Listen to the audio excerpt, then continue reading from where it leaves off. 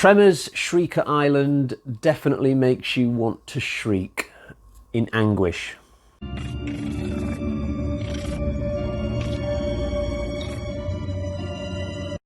Hi guys, and welcome to the final chapter of my Tremors review series. I am just about ready for the end of this now. I'm not going to go on and do the 2003 TV show, even though I did hint that I might in an earlier review.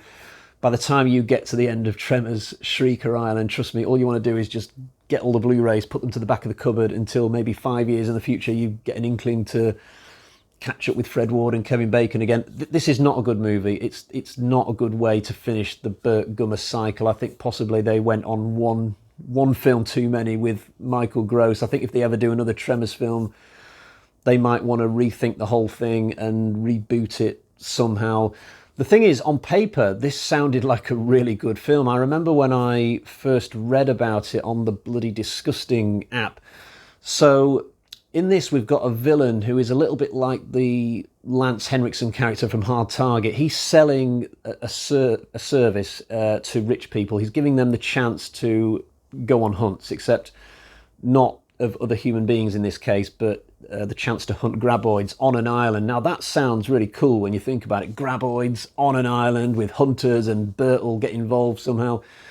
When I tried to picture what this film would look like in my head during production, I thought it would be a little bit like that section of the James Bond film Octopussy where Roger Moore is in the jungle and the hunters are after him, but at the same time there's lots of big game around. So I thought we'd get the typical Burt hunting graboid stuff in this, but also with hunters going after him, and he'd maybe have to bring out all his survivalistic skills in a Rambo First Blood type way, but that does not happen at all.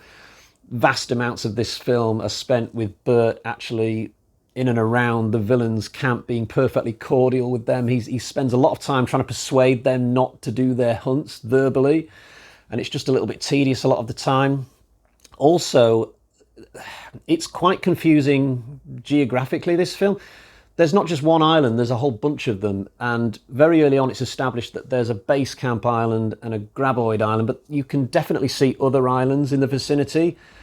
And apparently there's a population of 800 people in this area too, although on which island they're on, I don't know. I don't think we ever actually see them during the film. Now, early on, I can keep up with where we are, but later in the film, I just got really confused as to whether we were on the Graboid Island or back at the base camp island, or whether base camp had now moved to the Graboid Island, or whether the Graboids had migrated to the other islands. I was kind of like, okay, I'm just going to think that we're on the Graboid Island and not try and confuse my brain with any of this, but it's just a little bit jarring. I do have one positive for this movie, just one, and I'm going to get it out of the way fairly early on today.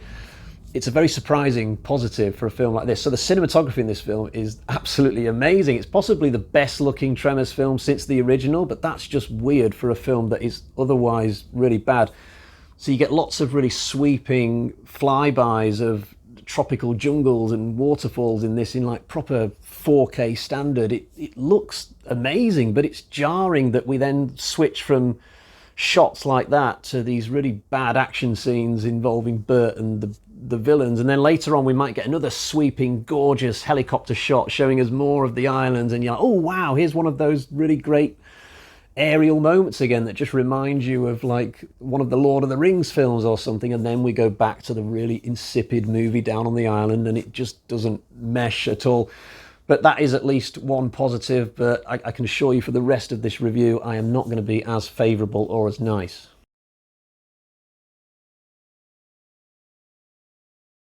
It is a big blow for this film that Jamie Kennedy does not come back to play Travis. I suspect that the reason for his not coming back is more to do with him not wanting to, rather than because Universal didn't want him to. And the reason I say that is because if it was a budgetary thing, you know, maybe they were cutting the costs and they couldn't afford Kennedy anymore, then why would you go and hire an actor like Richard Brakes to play the villain in this? Because to my mind, I would have Richard Brakes and Jamie Kennedy being on quite a similar level when it comes to Hollywood. You might even think that Brakes is above Kennedy these days, given how much his popularity has gone up in the last few years.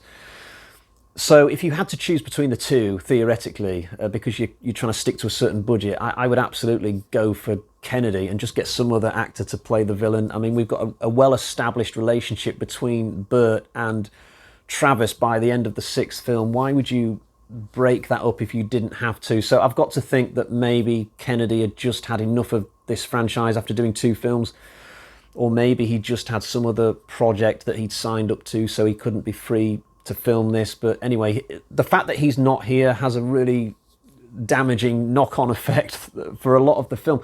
The way that they explain his absence is terrible. So apparently he's in a Mexican jail because he was selling weed down there or something. That's why he can't be in this film. And Burt, after seemingly being quite happy at the end of the sixth film, at the start of this one, he's now on a tropical island, living in isolation, being really depressed. He's like Jack Sparrow in Pirates of the Caribbean or something. It doesn't really make sense. If he wanted to be isolated and on his own, why doesn't he just carry on living in perfection? That's the reason he moved. That's part of the reason why he likes living in perfection in the first place, the isolation. So if I think of the real reason why he's on this island, then probably it's because this film production couldn't actually do scenes in Nevada this time. That would be my guess. We get a new character in this who has got some old connection to Burt, just like in the previous film. So we had Val's daughter turn up in part 6. She just happened to be on this Arctic base. You know, it was a stretch, but at least that was a good character.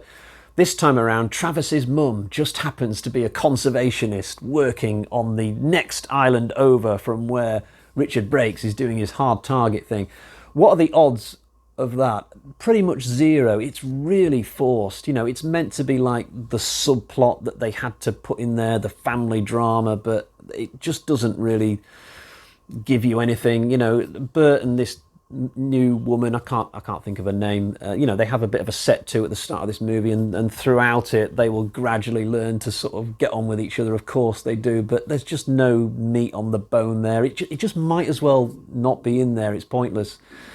We also get a character who's meant to be a replacement for Travis. So they seem to insist in these movies that there's always somebody in their mid-20s to partner Burt. It's like they're terrified of just having an old man protagonist without a younger person by his side to kind of please certain demographics maybe. But the guy that they've put in there, I think the actor's name is John Heder, something like that. He's so much intended to be just a like-for-like replacement of Travis, of Grady, that he just makes no impact whatsoever. He's basically just an eco-warrior nerd who's not really comfortable with weapons, but that whole shtick gets really tired very quickly in this film. Honestly, they really should have done something different and just not tried to replace the Burt-Travis relationship.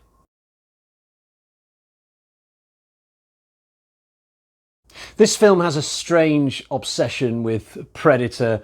So early on, the hunters are all going through the jungle, and then we switch to a point of view shot of a Shrieker who's looking at the hunters through some foliage. But it's the exact same vision that they use for Predator in all those movies. It's just copied. It's really bizarre. You even get that same sort of similar sound effect when you're switching to that vision. It's like, and then you see the reddish kind of heat signature thing, and it's like, don't do that. Don't just outright copy Predator, especially not this movie. It's just not right. Now, Tremors 2 Aftershocks was very Shrieker heavy, but that movie never ever made me think of Predator because, okay, the Shriekers and the Predators, they do have a similar thing going on in terms of how they hunt, I guess, with that whole heat thing, but you don't have to expressly point that out. You can avoid that like Tremors 2 did, but this film, Tremors, Shrieker Island, it seems to think that it's really cool to be just like Predator. It's like this movie is saying, hey, look, we're just like Predator, cool, eh? And it's like, no, really, no. After that bit, a bit later on, the film even then mentions Predator in the script, just in case you didn't figure it out for yourself, that this is a little bit like Predator. It tells you it's like Predator. So Burt's new buddy actually outright comes out and says, oh, it's just like Predator, this, isn't it? And Burt says no, but it's a stupid kind of thing to put in your mind, a comparison with Predator, because the two films are just not even on the same playing field in terms of quality. They're not even playing the same sport.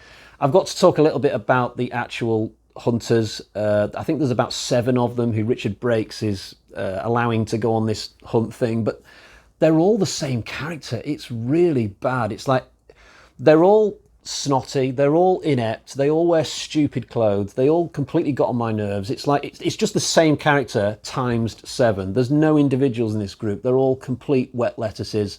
They all die extremely stupid deaths. Why can't they just have had different characters? Why do all of these people have to be complete idiots as well? It's like the film is saying, oh, look, they're rich people on safari. They're complete idiots who don't have high IQs. A lot of rich people are quite nice, believe it or not. So why not have a couple of these characters who are quite decent, do have good personalities? Okay, you can have a couple of them who are dicks. Why not even have a couple of them be women? There are a lot of rich people in the world who are women as well. So the fact that all these characters are just exactly the same is just really bad. They've got a character who's got the same minigun as Blaine from Predator.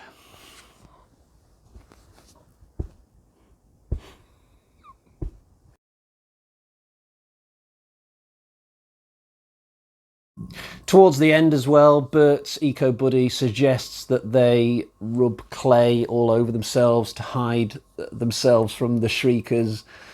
And Bert says, okay, yes, let's do that. And then that same guy seemingly gets bored of his Predator references by this point and decides to do something else. So he gets hold of this chainsaw and says, oh, it's just like the Evil Dead, this, isn't it? No, it's not like the Evil Dead. Just stop it with this already. Enough.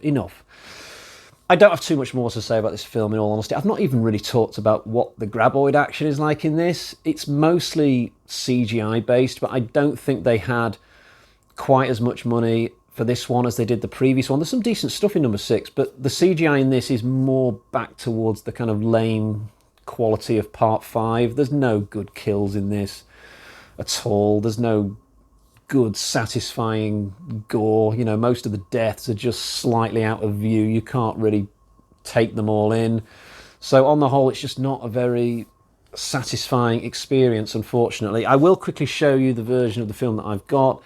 I sadly own this on Blu-ray, but it will very much be spending the next few years of its life in my pile of Blu-rays that I'm prepared to sort of sell or get rid of if I ever find the opportunity to. Maybe I can find somebody to give this to for a Christmas present at some point, maybe. It does have some features. The Monsters of Tremors, I did not check that out. The Legend of Burt Gummer, I did not check that out either. And it also has something called Tremors Top 30 Moments. Now, this one I did check out because it sounded quite good. You know, Tremors Top 30 Moments, a countdown of the best parts of all the Tremors films. That promised to be pretty decent, but no, even that was a letdown. There's no narration or analysis. It's literally they just play a quick 10-second clip with a number 1, and then it moves on to number 2. I'm not even sure that they're ranking these moments. They're just randomly putting them on in any old random order, but I turned it off after about 10. I just wasn't really getting anything out of it. It's like if I did a rankings video on this channel, but I didn't actually do any speaking. I just sort of went, here's my favourite Tremors film. Here's my second favourite Tremors film. Here's my third favourite Tremors film. It would kind of be a bit boring if I just wasn't really saying anything else. So even the features turn out to be a bit of a dud for this, it's got to be said. Right, let's get to the bag of terror and see what sort of score I'm going to give for this. I kind of want to wrap this up now. I'm filming this on a Saturday afternoon. I don't want to spend my entire Saturday afternoon talking about Tremors, Shrieker Island, so let's just get to the end. 1.5 bloody axes out of 5. This is a disappointing end for the franchise, but if you are determined to at least find out what happens in the conclusion of this 7-film run, then go ahead and give it one watch.